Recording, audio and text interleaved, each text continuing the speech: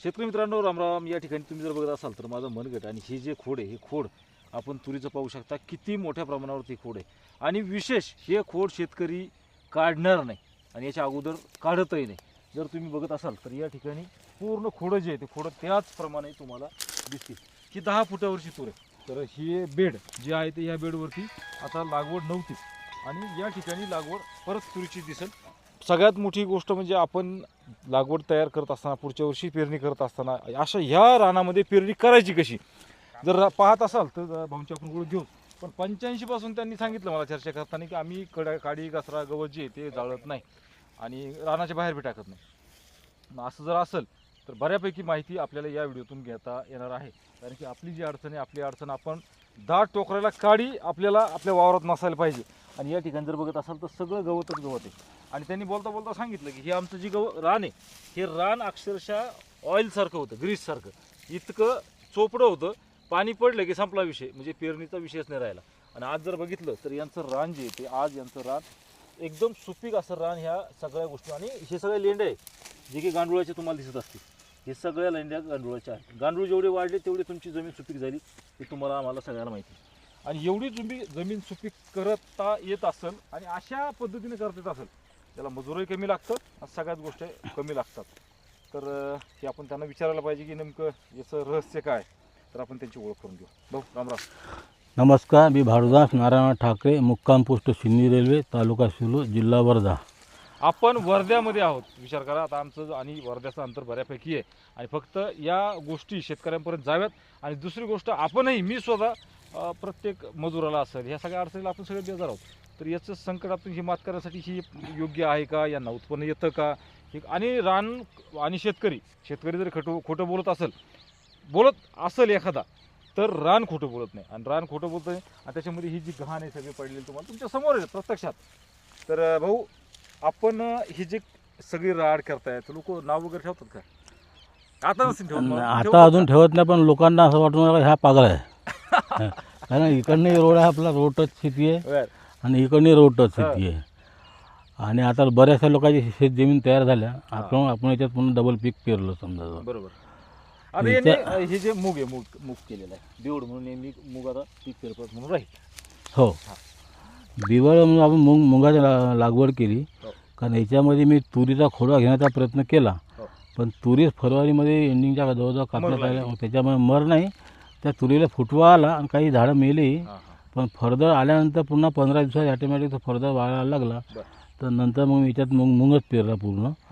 तर ह्या 2 तासात मुंगा यायच्या असल्यामुळे तो बरोबर पेरणीत आला नाही.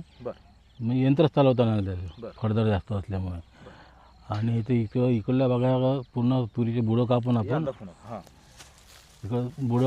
इकडनं बरोबर पेरणी केली. आता याच्यामध्ये तासन दिसतंय, ह्याच्यात तासन ह्या उन्हाळी मूग आहे. आणि उन्हाळी मुगाचं उत्पन्न जे होईल ते होईल, पण त्याच्यामध्ये त्यांचं बेवड सुद्धा त्या उन्हाळ्यात. आपण याच्यात दुहेरी उद्देशाने याचं केलं आहे. एक तर झालं तर उत्पादन, नाहीतर नायट्रोजन फिक्सेशन म्हणून एक काम करून आपलं, त्या उद्देशानं आपण हे इथं केलं. इथं जोडवळ होती 5 फुटाची गोदावरीची, बरोबर, आणि 10 फुटाचा मधात पट्टा होता. बरोबर. तर माझ्या मताने जोडवळपेक्षा सिंगल तासाला जे ॲव्हरेज आहे, बरोबर, ते ॲव्हरेज जोडवळमध्ये नाही, फक्त शेतकऱ्याचं समाधान आहे. बरोबर. पण मी हेतुपुरस्पर लागवड केली याची. कारण नायट्रोजन तुरीच्या मुळाला जास्त हे मुळा राहते बा, आणि लिग्निन जास्त मिळते आणि सेंद्रिय कर्ब वाढ, म्हणून जाणून बघून 2 तास मी तुरीच्या जोडवळ पद्धतीने घेतले, म्हणजे जमीन सुधारण्यासाठी. दुसरी गोष्ट, आता जोडवळ यांनी जी केलेली आहे, हो, तुम्ही बघत असाल याचं खोड आणि त्या रानातलं खोड. आता हे 5 फुटावर जोडवळ आहे ना, हे 5 फूट, हे अंतर, नेम अंतर 5 फूट आहे. हो, बरोबर. आणि याचं जर बघत असाल तर याचा खूप फरक पडतोय त्याचं आणि याचं. तर हे 10 फूट आणि 5 फुटावर असल्याचा परिणाम आहे. कारण की एकदा गचफट झाली की ते वाढत नाही, बरोबर ना. तर आता याची सुरुवातीपासून जर आम्हाला माहिती द्या. आता SRT शेती तुम्ही करताय, SRT शेती का करताय? SRT शेती मी 2023मध्ये, हो, माझ्या मित्र वर्धेला राहुल वडतकर म्हणून, त्यांनी मला ग्रुपमध्ये ॲड केलं.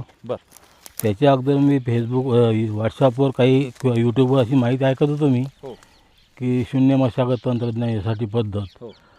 तर मला असं वाटत होतं शून्य मशागत म्हणजे त्याचा बैल कसे आणायचे, बैलाचं कामच नाही बा, मग हे करण कसे.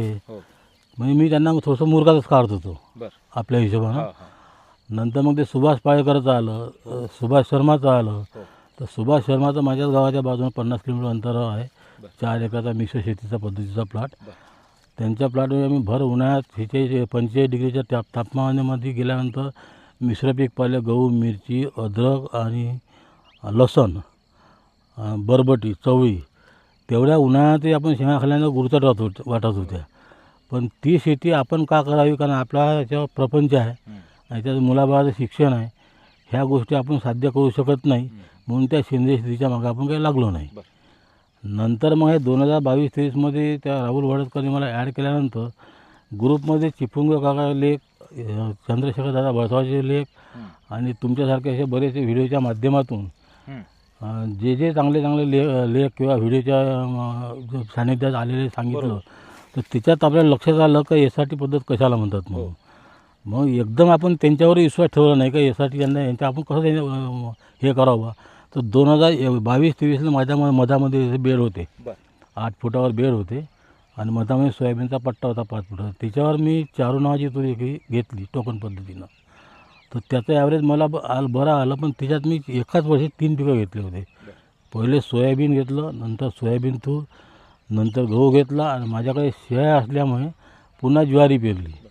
तर ज्वारी तर निघाली, नंतर पुन्हा सोयाबीन पेरलं. सोयाबीन काही झालं नाही. यासाठीचा फायदा असा होतो की तुम्हाला 3 पिकं 4 पिकं सुद्धा निघतात. 3 तर आरामात निघतात. तीन घेता येते, पण 3साठी थोडंसं मग आपल्या जे पिकाचं ड्युरेशन आहे, हा, हे लंबाली पिकं हे लांब पिकं आहे. 2.5-3 महिन्याची पिकं आपण घेऊ शकतो. बर बर भाजीपाल्यासारखे पिकं आपण घेऊ आता शकतो. तुम्ही जर सांगितलं आता पूर्ण रानाल तुमच्या आता जेवढं रान आहे त्या सगळ्याला बेड करून टाकले. हो, बेड करून. बरोबर. बेड मी 1992-93 पासून तर कंटिन्यू करून राहिलो. आता बेड केलं तर त्यावेळेसही तुमचं मग आऊत चालतच नव्हतं ना, का चालत नाही, त्यावेळेस आहोत चालत होतो, कारण त्यावेळेस आपल्याला हे माहीत नव्हतं का SRT कशाला म्हणतात हा म्हणून. हा आता ज्यावेळेस हे शून्य मशागत SRT तंत्रज्ञान विकसित झालं आणि बेड न मोडल्याचे फायदे हो. जे लोकांकडून पाहिले आपण, बेड न मोडायचे फायदे एकदा शेतकऱ्यांना सांगा ना तुम्ही. बेड न मोडण्याचे फायदे म्हणजे याच्यामध्ये आपण तणनाशकच्या सहाय्यानं तणाचं विघटन करतो बरं. आणि याच्यावर जे तण आता आहे हे हम्म. या तणाच्या मुळ्या पूर्ण त्या बेडला पकडून राहते. बरं. मेन पिकाची आपण 4 इंचापासून जी कापणी केली, हा त्याच्या मुळ्या पूर्ण माती पकडून राहते बरं. आणि त्याच्यामुळे पुढच्या वर्षी जे येणारा पाऊस आहे हो. याच्यामुळे हे मातीचं कणरत्ना जशी जागेवर राहील तितकं वाहत जाणार नाही, म्हणजे गढूळ पाणी तेवढं निघणार नाही. म्हणजे हे खोड ही माती धरून ठेवी हे खोड माती धरून हो आणि मग हळूहळू हळूहळू ते कुजत जाईल आणि कुदत जाईल. हो, आणि त्याचं खाद्य हे जीवाणूला भेटेल जीवाणूला भेटल, आणि जमीन ही आपली सुपीक सुपीक होईल. यामागचं मेन उद्देश आहे. बरं. तुम्ही जसं सांगितलं पहिले बोलताना की हं. याचं खोड जितकं कठीण हं. तितकं ते जीवजंतूला खायला जास्त वेळ लागतो. हो बरोबर आहे. हो, बरोबर आहे. एवढी सुपीकता वाढ चांगली आहे. आहे. हो. मग त्यासाठी अजून समजा आता तुम्ही याच्यावरचं जे मटेरियल आहे हं. हे मटेरियल तुम्ही मला वाटतं ग्रास कटरने कापलं. ग्रास कटरनं कापलं. ते तर तुमचा तिकडचा प्लॉट तर तोडणं शक्यच नव्हतं नाही नाही, इळ्याने. इथे आहे काही प्लॉट जागेचा फरक आहे. हा, हा कुठं जागा पान बसवणार, कुठं आहे इकडं तुमच्या मागं पहा या बुडं ना, खोड या, आहे. चला. हा. तर इकडं इकडं इकडं इकडं चांगली खोड आहे. बरोबर. ह्या जागेचा फरक आहे. म्हणजे तुमचा उद्देश काय आहे की जागेवर खोड याचं राहावं आहे ना, हो. आणि त्याच्यामधून तुम्हाला आता हे पहा इथे खत टाकायची गरज कमी पडत. मी आता हे जे तसं- लाकडं आहे तुम्ही हे लाकडं जर तुम्ही जागेवर ठेवली हो, तर तुमच्या खतामध्ये बचत होईल का? खतामध्ये बचत होईल. म्हणजे याचे जे आता काही दिवसांमध्ये विघटन होईल, हा याला ॲटोमॅटिक खाणारे किडे पैदास होणार आहे. हो ते पैदा झाल्यानंतर त्याच्यावर जीवन जगणारे जे बाकी सूक्ष्मजीव आहे हो ते तयार होईल. बरोबर. ती तयार होईल. म्हणजे एकामेकाचं जीवनचक्र जे चालू आहे हो.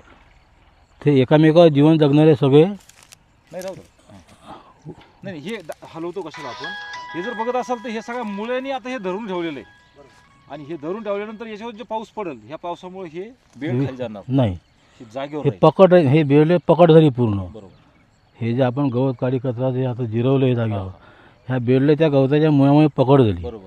आणि हे आपण प्रत्येक प्रकारचे जे गवत काडी कचरा आपण विघटन केलं तणनाशकनं, हो हो तर याचं जे पूर्ण विघटन होऊन इंजाईम जे तयार झालं बरोबर. ते इंजाईम पुढच्या पिकाचे खत म्हणून काम करा. बरं बरोबर. आता तुम्ही तर तुमचं शिक्षण कशामध्ये झालं? मी BE मेकॅनिकल केलं. मेकॅनिकल केलं. हं. आणि तुम्ही जसं तुम्ही शेतीशास्त्रात शिकले अशाच पद्धतीने तुम्ही आता विषय मांडता. हो हो हो. बरोबर आहे ना? हं.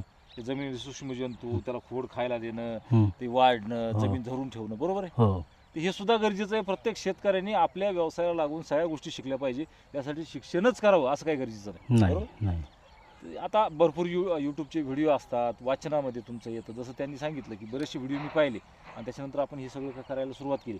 आता जर बघत असाल तर तूर त्यांची फार चांगली आलेली, मूग त्यांनी आता लावलेला आहे जो की आता ह्या स्टेजला आहे. याचं पीकही त्यांना मिळणार. हे बेवड म्हणून यांना पुढच्या वर्षी कामाई येईल. कमी आणि हे जे राहील हम्म. तर हे तुमच्या या वर्षी तर हे कुजणारच नाही. नाही पुढच्या वर्षी बऱ्यापैकी कुजल आणि त्याच्या पुढच्या वर्षी राहणार नाही. हो दीड वर्ष नाही म्हणलं दीड वर्ष दीड वर्ष दीड वर्ष बॅक्टेरियाला जंतूला खायला राहणार. बरोबर हम्म. बरोबर ना माऊली? तर हे जे खोड आहे हे खोड जमिनीला खत कमी करण्याला मदत होऊ शकतं का? हो तसंही मी आता ज्यावेळेस शेळीपालन चालू केलं हां तर 2014 पासून रासायनिक खत हळूहळू कमीच करत आणलं. बरं मी एका भाजीपाला उत्पादक असल्यामुळे हो 2 ते 2.25 लाखाचे नुसते माझे रासायनिक खताचे बिलं होत होते. बरं रासायनिक खताची बिलं त्याच्यात कीटकनाशके आलं हो हो आणि शेती 10 एकर आणि तसं मी 55 एकर याच्या अगोदर पूर्ण कुटुंबात वापरत होतो. बरं पण 10 एकर वाटायला आल्याच्यानंतर मग भाजीपाला आपलं 6 एकर 7 एकर ठेवायचं क्षेत्र, 12 मजूर 12 गाडी हे सगळं करून पाहिलं. पण जेव्हा खताचा वापर आपण करून पाहिला आणि जेव्हा ते खतं अपटेक नाही होत होते हो आपण एवढं दिल्यानंतर, तेव्हा लक्षात आलं आपण सगळ्या प्रकारचे खतं देऊनही जर अपटेक होत नाही हम्म. तर जमिनीची आपली सुपीकता कमी होऊन राहिली हे आपल्याला लक्षात आलं. बरोबर पण सुपीकता का कमी झाली याच्यामागं जे कृषी केंद्रवाले आहे, हम्म. कंपनी प्रतिनिधी आहे, हम्म. कृषी केंद्राचे सल्लागार आहे किंवा शेतकरी सल्लागार आहे किंवा गावातला समजा एखादी दिवसानं शेतकरी असंही राहते कमी समजणं जास्त बोलणं, तर त्याच्यामध्ये माझ्या कॉन्टॅक्टमध्ये बरेचसे शास्त्रज्ञ आले हम्म. जे याच्यामध्ये काम करणारे होते. हम्म. पण जे चिपळूण काकाच्या लेखमधून आणि चंद्रशेखर दादा भरसावच्या याच्यामधून लक्षात आलं आपलं की आपली चूक नांगरणीमुळे झाली बा. बरं जमिनीची सुपीकता जी कमी होण्याचे कारण म्हणजे कारण त्यावेळेस आपण 2001च्या अगोदर आपल्याकडे मोठा ट्रॅक्टर होता. हो तर त्यावेळेस ट्रॅक्टरवर बिना पलटीवाला नांगर होता, बरोबर. एक कल्टिवेटर होतं. हो. त्याच्याशिवाय दुसरं काही नव्हतं. आणि आपल्याकडे ते 1985 पासून जे साक्षरता तयार झाली हम्म. शिक्षणाची, तर आपल्याकडे लेबर करणारा वर्ग त्याचा एकतरी व्यक्ती समजा शिक्षणासाठी बाहेर गेला तर त्यांना बंद कुटुंब 4-5 वर्षात आपलं कमी केलं. म्हणजे पर्यायानं खेड्यामध्ये काम करणारं जे कुटुंब होतं लेबर म्हणून ते ॲटोमॅटिक कमी होत गेलं. हो. एक गोष्ट. आणि दुसरी गोष्ट म्हणजे कुटुंबात आपल्या ज्या कुटुंबातला व्यक्ती शेती करून राहिला तो काही एवढा तज्ज्ञ किंवा सुज्ञ नव्हता. तो घरातला टाकी माणूस होता. बरोबर ही मोठी गोष्ट. समाजातला काही त्याची एवढी इज्जत हुशार असलं की त्याला नव्हती. नोकरी हो. टाकायचा. हा. आणि जे समजा आपण ब्राह्मण वगैरे समजत होतो हा. तर त्याच्याकडे शेती होती, पण त्याच्यातल्या पर्यायानं एखादी व्यक्ती तो फक्त शेती पाहण्यासाठी टाकत होता. पण आता काय झालं 2001 पासून मोठ्या ट्रॅक्टरचा चालणारे अवजारं पूर्ण बाहेर निघाले. म्हणजे हळूहळू ट्रॅक्टरवर शेती आपली होऊ शकते हे सगळं जगाला माहीत झालं. आणि जो लेबर खर्च लावून आपण जमीन तयार करतो त्याच्या तुलनेत कमी दिवसातनं कमी पैशात एका दिवसात ट्रॅक्टरने जमीन तयार होते बा, बरोबर अशी संकल्पना आपल्याला सगळ्या वाटली. आणि हा परिस्थितीवर आपण बदल स्वीकार केला. ह्या परिस्थितीवर आपण बदल स्वीकार केला, पण याच्यामुळे इतकं मोठं नुकसान होते हे आजपर्यंत कुठल्याही शास्त्रज्ञाने सांगितलं नाही. बरोबर तेच समजा प्रताप काका चिपळूणकर आणि चंद्रशेखर दादा भरसावे यांनी स्वतः प्रयोगातून प्रगती केली आणि सांगितलं का हे नांगरणीमुळे अत्याचार झाले. हे अत्याचार त्याला सेंद्रिय कर्ब नांगरणीमुळे जळून गेला किंवा मग राहिलंच नाही.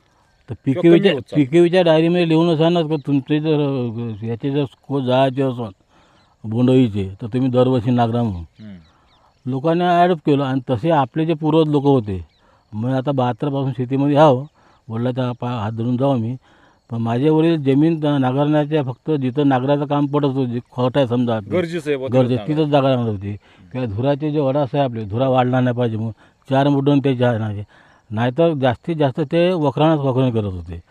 आणि दर 3 वर्षाने एक वेळा नांगरणी करत होते ते 4 बैल. आपलं ट्रॅक्टर आलं आपल्या ट्रॅक्टर आपल्या ह्या ट्रॅक्टरमुळे असं झालं की केव्हा लक्षात आलं आपल्या जेव्हा त्या दादाने समजून सांगितलं आणि मग ते आपण स्वतः मेकॅनिक इंजिनियर असल्यामुळे ती भाषा आपल्या लवकर लक्षात आली त्यांच्या. एका विशिष्ट लेअरमध्ये ते ट्रॅक्टरचं प्रेसिंग होत गेलं आणि जमीन कडक दिली. आणि आपण त्या ट्रॅक्टरचा वापर करून रोटावेटर मारलं, कल्टिवेटर मारलं, जमिनीत कितीही पाऊस पडला तरी ते पाणी टाकायला थांबत नव्हतं. हे जेव्हा लक्षात आलं तेव्हा आपण मग आपल्या झाडाच्या खालची माती पाहिली हो.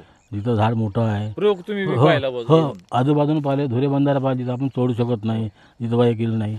मग आपल्या लक्षात आलं का धुऱ्यावरचे झाडं आपली इतके मोठे का होते बा. नंतर आपण आतमध्ये घुसतो तर आतमध्ये काय तेवढं मोठं दिसत नाही. नंतर मग आपल्याला कळलं का शून्य मशागत याले म्हणते. बरोबर. जिथं आपले अवधारच चाललं नाही तिथं झाड एकदम चांगलं दिसलं, आणि जिथं आपण वाही केली तिथे झाड आपल्याला फरक दाखवून राहिला. पण आता जमीन तर तुम्ही आवतं आणणार नाही, तुम्ही हं. नागट आणणार नाही, हं. आता गवत तर भरपूर येणार, कारण हो. हे बी आता इथं पडलं जातं. हे काँग्रेसचं बी आहे. हो ही काँग्रेसचं बी इथं जवळजवळ एक 100 वर्ष 90 वर्ष हे जळतच नाही, जागेवरच राहतं. आणि ज्याला पोषक वातावरण मिळालं की हे उगायला येतं. हजार लाखो बी आपल्या इथे पडते, करोडो बी पडते. हं. मग याचं कंट्रोल कसं करायचं आता? समजा ते बेडवर असल्यावर त्यात तुम्हाला खुरपी बी जमणार नाही, म्हणजे नाही. खुरपीतच नाही तुम्ही. हो खुरपातच नाही ना. हा, मग कशा प्रकारे या तुरीचं नियोजन केलं होतं तुम्ही? याच्यामध्ये पहिले मी ग्लायपोसेट, मिरा 71 आणि कांद्याचं गोल तणनाशक लागवड केल्या लागवड केली म्हणजे उगायच्या अगोदर, उगाच अगदो म्हणजे गवत असताना. गवत असतं. गवत होतं पण बी उगलं नव्हतं. नाही बी उगाच अगदो. बी उगायच्या. मग त्याच्यानंतर त्याच्यानंतर जेव्हा तूर थोडीशी किंवा कुठलं पीक मोठं झालं तर लहान पीक असताना माणसाला मी स्वतः पायात गेल्यामुळे माणसाच्या हातानं काम करणं होतं. सोयाबीनसारख्या पिकावर साखेत चालते, तुरीवर साखेत चालते, ते मारून घेतलं. आणि जेव्हा त्याच्यानंतरही पुन्हा तण निघालं तर माणसाला हुड लावून मिरा 71 मारायला लावलं. बर. तर बॅटरीच्या जे पंपाची स्पीड हाय आहे हं. त्याला लो करायला लावली. सिंगल त्याची फ्लड वापरणी केली पाहिजे. वापना गेली पाहिजे. सिंगल फ्लड नोजल वापरला. फडा नव्हतं. हो फडा नोजल. फ्लड नव्हतं. त्याला स्पीड कमी करायला लावली. त्याची व्हिडिओ आहे माझं. बर.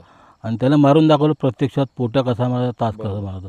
त्याला माझं पूर्ण सोयाबीन पद्धतशीर मारलं मिरा 71. आणि मला ह्या 6 एकर शेतीला 10 किलो मिरा 71, 20 लिटर ग्लायपोसेट बर. आणि 1 किंवा अर्धा लिटर कांद्याचा अगदी फ्लोरान, बर. याच्यावर तर दुसरं काही लागलं नाही. मजूर तुम्हाला लागलंच नाही. मजूर लागलं. ह्याच मग साहेब मेन कामासाठी आहे ना 1.5 ते 2 महिना पहिले काम केलं, आणि तूर निघाल्यानंतर पुन्हा 1 ते 1.5 महिना काम केलं.